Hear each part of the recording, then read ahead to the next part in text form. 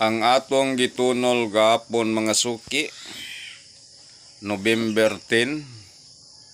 Ang akong istorya sa inyo, concentrate mo sa 02 nga ending, di ba? O niya, ang ninggawas sa 2 PM result is 237. Wala siya migo ang atong ending nga 02. Pagka 5 PM result is 112. Bullseye ang atong 02 nga ending. 3D Swertres gabi is 157, 9 PM. Nya ang 4 digit gabi is 8480. 80 ang ninggawas sa lasto. Ang atong gitunol nga ending is 02.